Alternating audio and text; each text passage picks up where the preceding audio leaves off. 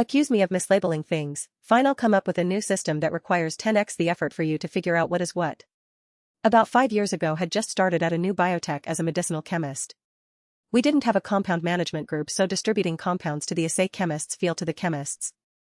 Essentially, I made compounds and then gave them to another scientist to test the compounds to see how effective they are. I would make the compounds, put them in a vial and slap a label on them with the identifier code and the chemical structure, and then walk over and give the guy the samples. One day I accidentally mislabeled 2 to 3 compounds, which, hey, my bad, I am not infallible, and it messed up the results.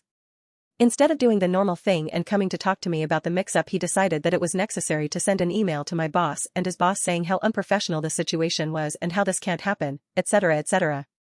What the guy didn't realize was that I had a great relationship with my boss and his boss, who both forwarded me the email saying, we know accidents happen, but be careful, this guy seems like a real butthead, so just be extra careful. Here is where the petty revenge happened.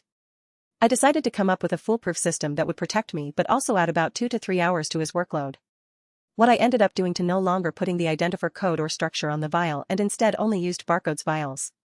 I would put each compound in a barcode vial and then created an Excel sheet that had what each barcode corresponded to which compound. This required him to scan each vial with a barcode reader and then go through the Excel sheet to determine what it corresponded to, requiring him to spend about 5 to 10 minutes determining what each compound was.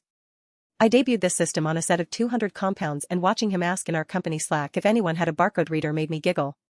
The best part was that he asked me if we could go back to the old system, and I politely said no because my bosses were legitimately stoked about the new system because it was easier for them to keep track of where everything was. We eventually hired a compound management group that made my system unnecessary, but it was a glorious 3 months.